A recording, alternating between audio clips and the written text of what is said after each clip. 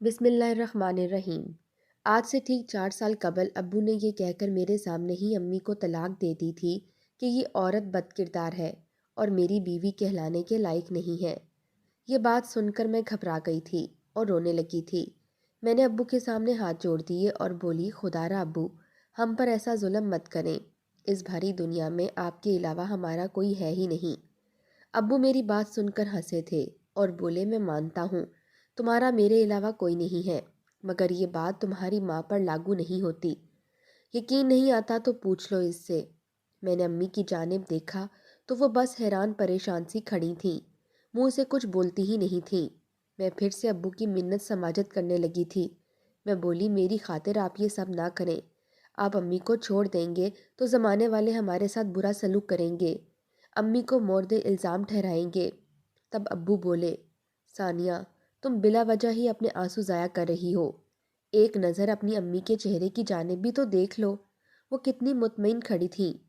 تم یہ مت سمجھو کہ میں طلاق دے کر تمہاری ماں کے ساتھ کسی قسم کی کوئی زیادتی کر رہا ہوں، بلکہ یہ تو اس کی آزادی کا پروانہ ہے۔ نہ جانے اس نے کتنی منتیں مرادیں مانی ہیں اس دن کے لیے، کتنے پاپڑ بیلے ہیں۔ تب میں امی کی جانب لپکی تھی۔ میں بولی، آپ بھی اپنے منہ سے کچھ تو کہیں، ابو سے کہیں کہ وہ آپ کو نہ چھوڑیں۔ اگر انہوں نے ہمیں چھوڑ دیا تو ہم کہاں جائیں گے؟ تب امی بولی، اللہ کی زمین بہت بڑی ہے، ہم کہیں بھی چلے جائیں گے۔ امی نے یہ الفاظ اتنے سرد مہری سے ادا کیے تھے کہ میری ریڑھ کی ہڈی میں سنسنی دوڑ گئی تھی۔ ابو بھی غصے سے دیوانے ہو گئے تھے، مجھ سے کہنے لگے، دیکھا کیسی بدذات ہے یہ تیری ماں، اس کو کسی چیز کی پرواہ نہیں ہے، یہ صرف آزادی چاہتی ہے۔ اتنا کہہ کر ابو نے امی کو طلاق دی اور گھر سے باہر چلے گئے، جبکہ میں سکتے کی عالم میں کھڑی کی کھڑی رہ گئی تھی۔ تب امی مسکراتی ہوئی میری جانب بڑھیں اور بولیں، کیا ہوا ثانیہ، اس قدر پریشان کیوں ہو گئی ہو؟ زندگی میں تو اتار چڑھاؤ آتے ہی رہتے ہیں، کوئی اتنی بڑی بات نہیں ہے۔ تم اپنے کمرے میں جاؤ اور اپنا ضروری سامان پیک کر لو، بلکہ 1 منٹ رکو، مجھے یہ بتاؤ کہ تم میرے ساتھ جانا چاہتی ہو یا اپنے والد کے ساتھ رہنا چاہتی ہو؟ فیصلہ تمہارا ہوگا، تم میری بہت پیاری بیٹی ہو، تمہارا جو بھی فیصلہ ہو مجھے منظور ہوگا۔ یہ نہ سوچنا کہ مجھے کچھ برا لگ جائے گا۔ میں امی کی جانب دیکھتی رہ گئی تھی۔ میں بولی، کیا اولاد کا ماں کے علاوہ بھی کوئی سہارا بن سکتا ہے؟ امی نے اس بات پر سر ہلا دیا تھا۔ وہ کہنے لگی، ہاں، جن بچوں کی مائیں مر جاتی ہیں ان کو پھر باپ ہی تو پالتے ہیں۔ اگر تمہارے دل میں اپنے باپ کے لیے نرم گوشہ موجود ہے تو یہ سوچ کر رک جاؤ کہ تمہاری ماں مر گئی ہے۔ امی کی یہ بات میرے دل پر لگی تھی اور آنکھوں میں آنسو آ گئے تھے۔ میں بولی، امی میں آپ کے ساتھ جانا چاہتی ہوں۔ امی نے سر ہلا دیا اور بولی، اچھا، ہمارے پاس وقت بہت کم ہے، میں اپنی پیکنگ کر لیتی ہوں، تم اپنی کر لو، اور ہاں، ضرورت کی ہر چیز رکھ لینا، جانے ہمیں کس حالات کا سامنا کرنا پڑے، کچھ کھانے کو بھی ملے گا یا نہیں، اور یہ بھی ممکن ہے کہ ہمارے پاس ضرورت کا سامان خریدنے کے پیسے بھی نہ ہوں۔ خود کو ذہنی طور پر تیار کر کے میرے ساتھ چلو۔ میں چپ چاپ کمرے میں آ گئی تھی اور ایک بیگ میں اپنے کپڑے، جوتے اور کتابیں رکھنے لگی تھی۔ میں تو یہی سوچ سوچ کے حیران ہو رہی تھی کہ اچانک یہ سب کیسے ہو گیا۔ ہم تو اچھی بھلی زندگی گزار رہے تھے، ابو امی ایک دوسرے کے ساتھ خوش تھے، پھر وہ امی کو طلاق کیسے دے سکتے تھے؟ میں جب سے پیدا ہوئی تھی مجھے ہر سہولت میسر تھی، میری ہر خواہش پوری کی گئی تھی۔ مجھے کوئی ایسا دن یاد نہیں جس میں مجھے کسی چیز کے لیے ترسنا پڑا تھا، اور اب امی نے کہہ دیا تھا کہ سخت قسم کے حالات کا سامنا بھی کرنا پڑ سکتا ہے۔ خیر، میں امی کے ساتھ چلی گئی تھی، ابو کا گھر چھوڑ کر ہمیشہ ہمیشہ کے لیے۔ ہم دونوں ماں بیٹی ایک رکشے میں بیٹھ کر بس اسٹیشن پر پہنچ گئی تھیں، اور پھر وہاں سے امی نے لاہور کی ٹکٹ خرید لیا، اور مجھے شروع سے ہی لاہور جانے کا بہت شوق تھا۔ آج میری خواہش تو پوری ہو رہی تھی، مگر ایسے حالات میں کہ آنکھوں سے آنسو ہی ٹپکے جا رہے تھے۔ آج شام کے سائے گہرے ہو گئے تھے، میرا دل کسی انہونی کی خوف سے لرز رہا تھا کہ نہ جانے ہم ماں بیٹی کہاں قیام کریں گے، سر ڈھکنے کے لیے جگہ ملے گی بھی یا نہیں، یا سڑک پہ ہی سونا پڑے گا۔ مجھے گہری سوچ میں غرق دیکھ کر امی کہنے لگیں، کیا بات ہے ثانیہ، کیا سوچ رہی ہو؟ میں بولی، امی، میں تو سوچ رہی تھی کہ ہم بہاولپور جائیں گے، آپ کے والدین کے گھر، مگر آپ نے تو لاہور جانے کا فیصلہ کر لیا ہے۔ امی نے میرے سر پر ہاتھ رکھا اور مسکرا کر بولیں، ہم کسی پر بوجھ نہیں بنیں گے، تمہیں علم ہے کہ کسی کا احسان لینا اتنا آسان نہیں ہوتا۔ اگر ہم امی کے گھر جاتے تو کیا ہوتا؟ وہاں کون سا میری ماں زندہ موجود ہے جو مجھے دیکھ کر خوش ہو جاتی؟ اس گھر میں تو میرے تین تین بھائیوں کی بیویاں ہیں جو ہم دونوں کو دیکھ کر ناک چڑھاتی، ہم دونوں کو ملازمہ بنا لیتی۔ میں نے ایسی زندگی تو نہیں سوچی تھی تمہارے لیے۔ ہاں، اگر میں اکیلی ہوتی تو اپنے بھائیوں کے جھوٹے برتن دھونے میں بھی مجھے کوئی آر محسوس نہ ہوتی۔ میں نے اپنی ماں کی جانب بڑے غور سے دیکھا تھا۔ یہ کتنی عظیم عورت تھی، اس نے میرے لیے کتنی قربانی دی تھی، لیکن پھر اس کو میرے ابو نے طلاق کیوں دے دی؟ ابو نے بہت غلط کیا تھا۔ اچھا ہوا کہ میں نے ابو کی ساتھ کی بجائے امی کو قبول کر لیا تھا، نہ جانے ابو میرا ساتھ بھی دے پاتے یا نہیں۔ خیر، لاہور اسٹیشن آ گیا تھا، ہم دونوں اتر گئی تھیں۔ امی نے میرا ہاتھ پکڑ لیا۔ میں بولی، امی ہم کہاں جائیں گے؟ امی نے میری بات کا کوئی جواب نہیں دیا اور رکشے کو ہاتھ کے اشارے سے روک لیا تھا۔ نہ جانے ہم کس منزل کی جانب رواں دواں تھے۔ امی نے رکشے والے کو ایک ایڈریس سمجھا دیا تھا۔ میں نے حیرت سے امی کی جانب دیکھا تھا کہ امی کو ایڈریس کیسے معلوم تھا۔ ہم گنجان آباد سے علاقے میں آ گئے تھے۔ امی نے رکشے والے کو کرایہ دیا اور ایک گھر کی جانب بڑھنے لگی تھیں۔ وہ بہت ہی زیادہ پراسرار لگ رہی تھیں۔ گھر کے دروازے پر ایک خوبرو سا مرد کھڑا تھا جو امی کو دیکھ کر مسکرانے لگا تھا اور بولا، آپ نے ہمیں اپنی خدمت کا موقع دیا، بڑی خوشی ہوئی۔ پھر اس نے امی کی جانب گھر کی چابیاں بڑھا دی تھیں۔ امی نے بھی مسکرا کر وہ چابیاں تھام لی تھیں۔ امی کہنے لگیں، اب تو ہم آپ کے شہر آ گئے ہیں، ملاقاتیں ہوتی رہیں گی۔ وہ آدمی مسکرا کر بولا، زہ نصیب۔ میں ان باتوں کو بڑی اچھی طرح سمجھتی تھی، میں رویوں کو بڑے خاص انداز سے جانچتی تھی۔ وہ آدمی جانے لگا اور پھر رک کر بولا، میں آپ کے لیے کچھ کھانے پینے کا انتظام کرتا ہوں۔ امی نے سر ہلا دیا اور گھر کا دروازہ کھول کر اندر آ گئی تھیں۔ یہ گھر میرے ابو کے گھر سے بھی زیادہ پیارا تھا۔ یہاں کا فرنیچر دیکھ کر تو میں دنگ رہ گئی تھی۔ امی مسکرا رہی تھیں۔ میں بولی، امی یہ کس کا گھر ہے اور یہ آدمی کون تھا؟ امی کہنے لگیں، یہ گھر اب ہمارا ہے اور یہ آدمی جو کوئی بھی تھا، اس سے تمہارا کوئی سروکار نہیں ہونا چاہیے۔ میں نے سر ہلا دیا تھا۔ تقریباً 1 گھنٹے بعد وہ آدمی بہت سے کھانوں کے ساتھ لوٹا تھا۔ چونکہ امی نے دروازے سے ہی پکڑ لیے تھے اور اسے واپس بھیج دیا تھا، مجھے بے انتہا بھوک لگی تھی، اس لیے جیسے ہی امی نے کھانا پلیٹوں میں ڈالا، میں فوراً سے ہاتھ دھو کر ان کے پاس آ گئی تھی۔ امی نے میرے سر پر ہاتھ پھیرا اور بولیں، میں تمہیں کبھی کسی چیز کی کمی نہیں ہونے دوں گی۔ میں امی کے مطمئن سے چہرے کی جانب دیکھتی رہی تھی۔ امی مجھ سے یہ کیوں کہہ رہی تھی کہ ہمیں بہت ہی سخت حالات کا سامنا کرنا پڑے گا، ہو سکتا ہے کہ کچھ کھانے کو بھی ملے یا نہ ملے، جبکہ لاہور میں تو قدم رکھتے ہی ہماری رہائش کا بھی انتظام ہو گیا تھا اور ساتھ ہی ہمیں بہترین کھانا بھی مل گیا تھا۔ کیا امی یہ سب جان بوجھ کر کہہ رہی تھیں کہ اب وہ مجھے اپنے ساتھ لانا ہی نہیں چاہتی تھیں؟ یہ سب باتیں سوچ سوچ کر میں پریشان ہوتی جا رہی تھی، مگر پھر ہم دونوں کی زندگی نے بہت سے موڑ لیے تھے۔ امی ملازمت کرنے لگ گئی تھیں۔ میں نے ان سے ملازمت کے متعلق پوچھا تو وہ کہنے لگیں کہ ایک اسکول کی کینٹین میں کام کر لیا ہے۔ میں نے بھی مان لیا کہ وہ سچ ہی کہہ رہی ہوں گی، کیونکہ امی کی تعلیم بھی زیادہ نہیں تھی اور نہ ہی ان کے پاس کسی قسم کا کوئی تجربہ موجود تھا۔ چند دن گزرے تو امی نے میرا داخلہ ایک بہت ہی اچھے سے پرائیویٹ اسکول میں کروا دیا تھا، جس کی فیس سن کر ہی میں حیران رہ گئی تھی۔ ایک ایسی لڑکی جس کی ماں اسکول کی کینٹین میں ملازمت کرتی ہو، وہ اتنی بڑی فیس کیسے ادا کر سکتی تھی؟ میں نے امی سے کہہ دیا تھا کہ میں اتنے بڑے اسکول میں نہیں جاؤں گی، آپ مجھے کسی سرکاری اسکول میں ہی داخل کروا دیں، میں آپ پر بوجھ نہیں بننا چاہتی۔ امی نے مجھے گھور کر دیکھا اور بولی، تم اپنے ننھے سے دماغ پر زیادہ زور مت ڈالو، میں جو کر رہی ہوں وہ سوچ سمجھ کر کر رہی ہوں، میں تمہیں بہت کامیاب دیکھنا چاہتی ہوں۔ میں بولی، امی مگر آپ میری فیس کہاں سے پوری کریں گی؟ امی کہنے لگی، یہ میری سر درد ہے، تم کیوں سوچ سوچ کر ہلکان ہو رہی ہو؟ میں چپ کر گئی۔ میں بہترین اسکول میں پڑھنے لگی تھی۔ ہم دونوں ماں بیٹی کا لائف سٹائل بالکل بدل کر رہ گیا تھا۔ امی بھی پہچاننے میں نہیں آتی تھیں، وہ کھلا پیسہ خرچ کیا کرتی تھیں، خود بھی بہترین لباس پہنتی اور میرے لیے بھی بہت اچھے اچھے کپڑے لیتی تھیں۔ ایک دن امی کام پر گئیں مگر انہیں واپسی پر بڑی دیر ہو گئی تھی۔ عموماً ایسا ہوتا تھا کہ میرے اسکول سے واپسی سے پہلے ہی امی گھر واپس آ جایا کرتی تھیں، مگر آج گھر کا دروازہ بند تھا۔ یہ تو شکر تھا کہ میرے پاس گھر کی اضافی چابی موجود تھی۔ بھوک سے میرا برا حال ہو گیا تھا۔ فریج میں چیزیں بھی پڑی تھیں مگر کچھ کھانے کو دل نہیں چاہا۔ امی کی فکر میں پریشان ہوئے جا رہی تھی۔ میں امی کی واپسی کے لیے رو رو کر دعائیں کر رہی تھی۔ یوں ہی وقت گزرتا گیا اور شام کے 4 سے رات کے 8 بج گئے، مگر امی واپس نہیں آئی تھیں۔ اور پھر جب 10:16 ہوئے تو گھر کا دروازہ کھلنے کی آواز آنے لگی تھی۔ میں بھاگ کر دروازے کے پاس پہنچ گئی تھی۔ سامنے ہی امی کھڑی تھیں، وہ بہت ہی زیادہ خوش لگ رہی تھیں۔ میں نے ان کے پیچھے اسی شخص کو دیکھا تھا جس نے ہمیں اس گھر کی چابیاں دی تھیں۔ وہ دروازے سے ہی واپس لوٹ گیا تھا۔ امی مسکراتی ہوئی گھر کے اندر داخل ہوئیں۔ تب میں پھٹ پڑی تھی۔ میں بولی، امی آپ کہاں رہ گئی تھیں؟ میرا کچھ تو خیال کیا ہوتا آپ نے، میں کب سے آپ کے انتظار میں ختم ہوتی جا رہی تھی۔ امی کہنے لگیں، ارے ثانیہ، اتنے بڑے بڑے آنسو بہا کر میری خوشی تو خراب مت کرو۔ آج مجھے گھر آنے میں اتنی دیر اس لیے ہو گئی کیونکہ مجھے ایک بہت ہی بڑے ہوٹل میں مینیجر کی جاب مل گئی ہے۔ اب ہمارے دن پھر جائیں گے، میری تنخواہ بہت اچھی ہو جائے گی اور میں دنیا جہان کی تمام نعمتیں لا کر تمہارے قدموں میں ڈھیر کر دوں گی۔ میں بولی، امی آپ نے پہلے ہی مجھے کسی چیز کی کوئی کمی نہیں ہونے دی۔ امی بہت خوش لگ رہی تھیں۔ خیر، مجھے اس بات کی رتی برابر بھی خوشی نہیں ہوئی تھی کیونکہ امی نے مجھے بتایا تھا کہ اب وہ ہر رات لیٹ واپس آیا کریں گی اور رات 8 بجے سے پہلے نہیں آ پائیں گی۔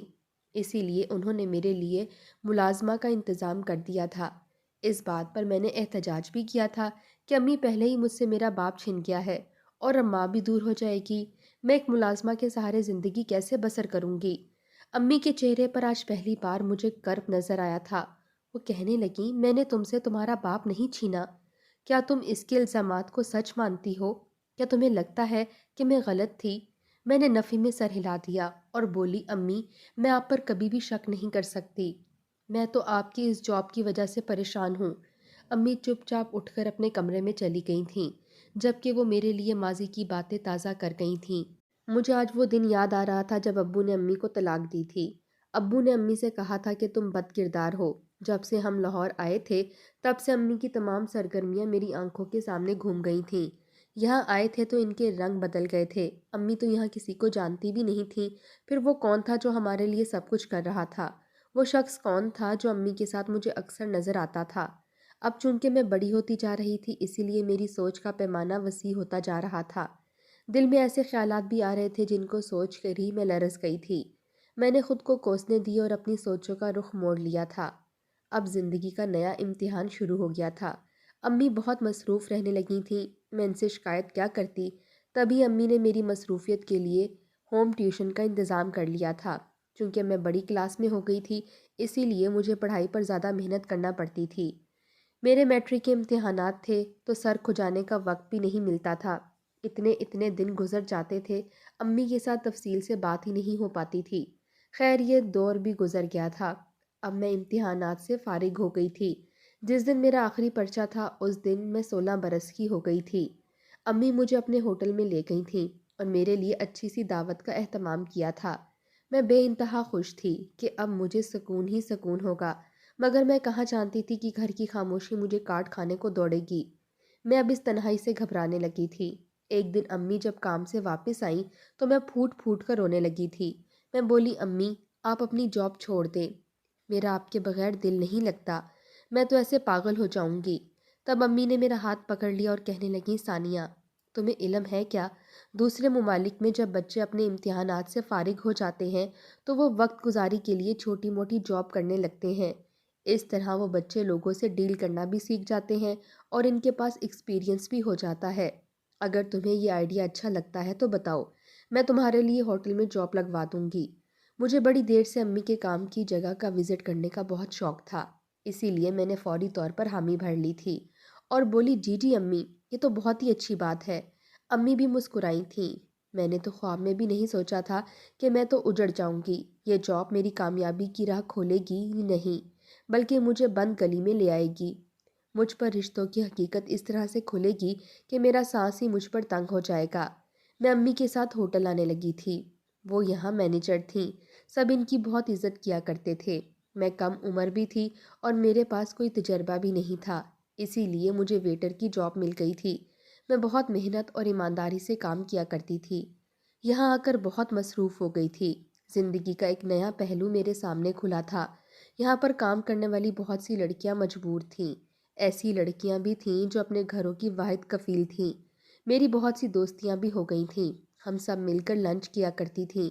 وقت اچھا گزر رہا تھا، میری تنخواہ اچھی تھی، مگر مزے کی بات تو یہ تھی کہ مجھے یہاں پر ٹپ بھی بہت اچھی ملا کرتی تھی۔ میرا خرچہ بآسانی نکل جایا کرتا تھا۔ اب تو میں اپنے لیے سیونگ بھی کرنے لگی تھی۔ میں نے سوچ لیا تھا کہ میں اتنا پیسہ جمع کر لوں گی کہ اپنے کالج کی فیس چند ماہ خود دے سکوں۔ امی بھی میری کارکردگی سے بہت خوش تھیں۔ وہ کہتی تھیں، بیٹی مجھے اس بات پر فخر ہوتا ہے کہ تم سب کے ساتھ گھل مل گئی ہو، تم کسی پر روب نہیں جھاڑتی کہ تم ایک مینیجر کی بیٹی ہو۔ امی کی باتیں سن کر میں بھی مسکرا دیتی تھی۔ ایک دن امی میرے پاس آئیں اور کہنے لگیں، ثانیہ آج صفائی والی ملازمہ نہیں آئی اور ہمیں فوری طور پر 410 کمرہ صاف چاہیے، تم اس کی صفائی کر دو گی کیا؟ میں کسی اور کو نہیں کہنا چاہتی کیونکہ میری خود کی بیٹی یہاں موجود ہے۔ میں بولی، جی امی میں کر دوں گی۔ میں جانے لگی تو امی نے میرا ہاتھ پکڑ کر مجھے روک لیا اور کہنے لگی، ثانیہ اس بارے میں کسی کو مت بتانا، تمہاری جو عزت بنی ہوئی ہے میں نہیں چاہتی کہ خراب ہو جائے، اگر کوئی پوچھے بھی تو ٹال دینا۔ مجھے امی کی اس تمہید نے حیران کر دیا تھا۔ میں نے سوچا کہ صفائی کرنے میں تو کوئی حرج نہیں ہے، پھر امی ایسا کیوں کہہ رہی ہیں؟ میں امی سے چابیاں لے کر اندر چلی گئی تھی۔ میں بڑے سکون سے اس کمرے کو دیکھ رہی تھی جب اچانک سے اندھیرا چھا گیا اور تبھی مجھے کسی کی سخت ہاتھوں کی گرفت محسوس ہوئی تھی۔ وہ ہاتھ لبوں پر رکھ کر میری چیخ دبا دی گئی تھی۔ کمرہ نمبر 410۔ مجھ پر قیامت بیت گئی تھی۔ باہر کسی کو علم بھی نہیں ہوا تھا۔ میں بیڈ پر بے جان وجود کی طرح پڑی ہوئی تھی اور تبھی مجھے اندھیرے میں ہلکی سی روشنی نظر آئی تھی۔ ایک آدمی کا مکروہ چہرہ مجھے دکھائی دیا تھا، وہ آدمی جس نے میری زندگی برباد کر دی تھی۔ میں کمرے سے باہر آئی، میرا پورا وجود لرز رہا تھا۔ امی نے مجھے دیکھا تو ہاتھ سے پکڑ کر ایک الگ کمرے میں لے گئی تھیں۔ وہ بولی، کیا بات ہے؟ تم گھبرائی بھی کیوں ہو؟ میں نے ہچکیوں اور آہوں میں رو کر امی کو ساری بات بتا دی تھی۔ مجھے یہی لگ رہا تھا کہ امی کو جب اس بات کا پتہ چلے گا تو وہ پورے ہوٹل کو سر پر اٹھا لیں گی، وہ میری خاطر سارے زمانے سے لڑ جائیں گی، وہ سی سی ٹی وی کیمرہ کا سارا ریکارڈ چیک کریں گی کہ آخر اس کمرے میں مجھ سے پہلے کون گیا تھا۔ وہ میرے مجرم کو سخت سے سخت سزا دیں گی۔ مگر امی نے میری بات سنتے ہی میرے منہ پر ہاتھ رکھ دیا تھا اور پھر کہنے لگی، ثانیہ تمہیں میرے سر کی قسم ہے، اس بات کو بھول جاؤ، اگر یہ بات کھل گئی تو ہمارے ہاتھ سوائے بدنامی کے کچھ نہیں آئے گا، ہم دونوں رسوا ہو کر رہ جائیں گی۔ جو کچھ تمہارے ساتھ ایک بار ہوا ہے لوگوں کو پتہ چل گیا تو بار بار ہوگا، تمہاری عزت کو بار بار اچھالا جائے گا، لوگ مجرم کو قصوروار نہیں ٹھہرائیں گے بلکہ تم سے ہی سوال جواب کریں گے کہ آخر تم اس کمرے میں کیوں گئی تھی۔ میں نہ سمجھی۔ امی کی باتیں سن کر خوف زدہ ہو گئی تھی، اسی لیے اپنے لفظ سی لیے تھے۔ امی نے ہوٹل میں میری طبیعت خرابی کا بہانہ کیا اور مجھے اپنے ساتھ ہاسپٹل لے گئی تھیں۔ انہوں نے میرا میڈیکل کروایا جس سے یہ بات ثابت ہو گئی تھی کہ میرے ساتھ بہت بڑا ظلم ہو گیا ہے۔ میں نے وہ رپورٹ دیکھی تو بولی، ہمیں تھانے چلنا چاہیے۔ امی کہنے لگیں، وہ تم سے ایسے ایسے سوال کریں گے کہ تم شرم سے پانی پانی ہو جاؤ گی، کہو منظور ہے؟ میں نے نفی میں سر ہلا دیا تو ہم دونوں ماں بیٹی گھر آ گئی تھیں۔ میں اپنے کمرے میں چلی گئی اور لیٹ کر اپنی بے بسی کے متعلق سوچنے لگی تھی۔ میں کتنی بے بس تھی، نہ کہ مجرم کو یہ سب کرنے سے روک پائی تھی، پھر اب میں اسے سزا بھی نہیں دلوا پائی تھی۔ وہ آزاد گھوم رہا تھا، نہ جانے میرے بعد وہ کس کی زندگی تباہ کر دیتا۔ میں آواز اٹھاتی تو وہ جیل کی سلاخوں کے پیچھے ہوتا اور یہ اس کے گھنونے فعل سے دوسری لڑکیاں محفوظ رہ سکتی تھیں، مگر میں کیا کرتی؟ امی نے مجھ سے کہہ دیا تھا کہ میں بہت جلد تمہاری شادی کر کے تمہیں رخصت کر دوں گی، تب تک تم صبر کرو اور اپنے حق میں بہتری کی دعا کرو۔ میں اپنے لیے دعا تو کرتی تھی مگر اپنے مجرم کے لیے بد دعا کرنا نہیں بھولتی تھی۔ میں ہر نماز میں رو رو کر اللہ سے یہی فریاد کرتی تھی کہ میرے مجرم کو سخت سے سخت سزا دینا اور اس کو میرے سامنے بے نقاب کر دینا۔ میں کہاں جانتی تھی کہ مجرم کی اصلیت جاننے کے بعد میں رشتوں پر بھروسہ کرنا چھوڑ دوں گی۔ ایک رات میں تہجد کی نماز پڑھ کر فارغ ہوئی تو مجھے ڈر لگنے لگا تھا۔ جب سے میرے ساتھ یہ ثانیہ ہوا تھا میں ہر وقت گھبرائی گھبرائی سی رہتی تھی۔ آج بھی دل بہت زور سے دھڑک رہا تھا۔ میں نے سوچا کہ اللہ کے حضور تو رو کر اپنی دل کی بھڑاس نکال لی ہے، اب میں اپنی امی کے سامنے جا کر بھی اپنے اندر کی چند باتیں کر لوں اور ان کو بتاؤں کہ میں کس کرب اور کس اذیت سے گزر رہی ہوں۔ اسی لیے میں امی کے کمرے کی جانب بڑھ گئی تھی۔ میں دروازے تک پہنچی تھی کہ مجھے اندر سے مردانہ آواز سنائی دی تھی۔ میرے بڑھتے ہوئے قدموں کو ایک دم سے بریک لگی تھی۔ اس وقت امی کے کمرے سے مردانہ آواز آنا نارمل بات نہیں تھی۔ میں نے اندر جھانک کر دیکھا تو سانس لینا بھول گئی تھی۔ دل چاہا تھا کہ ابھی سور پھونک دیا جائے اور قیامت رونما کر دی جائے۔ کمرے میں کوئی اور نہیں وہی مرد موجود تھا جس نے میری ذات کی دھجیاں اڑا دی تھیں، اور ساتھ وہ آدمی بھی تھا جس نے پہلے دن اس گھر کی چابی امی کے ہاتھ میں رکھ دی تھی اور پھر اس کے بعد وہ بہت سے موقعوں پر مجھے امی کے ارد گرد نظر آیا تھا۔ میں نے ایک جھٹکے سے امی کے کمرے کا دروازہ کھولا اور اندر داخل ہو گئی تھی۔ جب ان تینوں کی نظریں مجھ پر پڑیں تو وہ گھبرا گئے تھے۔ میں اپنے مجرم کے روبرو کھڑی تھی۔ میں نے اس کو گریبان سے پکڑ لیا تھا اور پھر اس کے منہ پر تھپڑوں کی برسات کر دی تھی۔ میں چیخ کر بولی، تم نے میرے ساتھ سب کیوں کیا؟ میں نے تمہارا کیا بگاڑا تھا؟ وہ شخص میرے مجرم کو ہاتھ سے پکڑ کر باہر لے گیا تھا، جبکہ کمرے میں اور میری امی رہ گئی تھیں۔ امی مجھ سے نظریں چرا رہی تھیں۔ میں بولی، یہ آدمی یہاں کیا کر رہا تھا؟ رات کے 2 بج رہے ہیں اور پھر یہ میرا مجرم یہ اتنے آرام سے آپ کے روبرو کیوں کھڑا تھا؟ آپ نے اس کا حشر نشر کیوں نہیں کیا؟ امی کی آنکھوں میں آنسو آ گئے تھے، جبکہ مجھے آج اپنی امی کے چہرے سے، ان کے آنسوؤں سے اور ان کے وجود سے بے تحاشا نفرت ہو رہی تھی۔ امی کہنے لگی، ثانیہ، میری شادی بہت کم عمری میں ہوئی تھی۔ میں تب فقط 15 سال کی تھی جب مجھے تمہارے ابو کی دلہن بنا کر رخصت کر دیا گیا تھا۔ میں اپنے والدین کا گھر چھوڑ دینے پر ناراض تو تھی، مگر کیا کر سکتی تھی؟ جیسا والدین نے کہا میں نے ویسا ہی کیا۔ میرے والدین بہت امیر تھے، مگر انہوں نے مجھے کوئی لمبا چوڑا جہیز نہیں دیا تھا۔ اس بات کا دکھ تمہارے ابو کو بہت تھا۔ ایک دن کہنے لگے، میں نے تم سے شادی جہیز کی خاطر کی تھی، اس شکل کی خاطر نہیں جو میرے متھے مار دی گئی ہے۔ تم اپنے والدین کے گھر جاؤ اور گاڑی کا مطالبہ کر کے آؤ۔ میں نے کاشف کو منع کیا کہ یہ سب مناسب نہیں ہے، مگر اس نے مجھے طلاق کی دھمکی دے دی تھی۔ میں مجبوراً ابو کے پاس گئی اور انہیں ساری بات بتا دی۔ ابو کہنے لگے، بیٹی مجھے معاف کر دینا، مجھ سے بہت بڑی غلطی ہو گئی جو تمہارے لیے ایسے شخص کو چن لیا۔ میں روتی رہی تو ابو بولے، اگر میں نے تمہارے شوہر کی بات آج مان لی تو وہ تمہیں بھکارن بنا دے گا اور عمر بھر تم سے چیزیں منگواتا رہے گا۔ میں اور تمہاری ماں تو اس کے مطالبات پورے کرتے رہیں گے، مگر ہمارے انتقال کے بعد کیا ہوگا؟ تمہارے بھائی یہ سب کر لیں گے؟ ہرگز نہیں، تب تمہاری زندگی تمہارا شوہر جہنم بنا دے گا، تو تم جا کر انکار کر دو۔ میں نے ایسا ہی کیا، مگر بات سچ میں طلاق تک جا پہنچی تو ابو نے اس کے مطالبات مان لیے۔ تمہارا باپ تمہیں جو بھی عیش کرواتا تھا وہ تمام چیزیں میرے باپ کے گھر سے آئی ہوئی تھیں۔ پھر میری امی ابو کا انتقال ہو گیا تو کاشف نے پھر سے لمبی چوڑی لسٹ مجھے تھما کر ابو کے گھر بھیج دیا۔ انہوں نے مطالبات ماننے سے انکار کر دیے تو کاشف نے مجھ پر بدکاری کا الزام لگا کر مجھے طلاق دے دی۔ میں نے اپنے بھائیوں کو فون کر کے بتایا تو وہ بولے کہ ہمارے پاس مت آنا۔ میں سب سن کر ٹوٹ گئی تھی، اسی لیے تم سے کہا تھا کہ نہ جانے جگہ ملے گی بھی یا نہیں، مگر تبھی مجھے ایک انجان نمبر سے فون آ گیا تھا۔ پھر پتہ چلا کہ یہ تو ہمارا ملازم تھا۔ اس نے مجھے بتایا کہ میرے والد نے مرنے سے پہلے لاہور والا گھر میرے نام کر دیا تھا اور ساتھ ہی 2 دکانیں بھی میرے نام کی تھیں۔ میں نے والد کے ملازم سے مکان کی چابیاں لے لی تھیں، دکان کا کرایہ بھی مجھے وہی لا کر دیتا تھا۔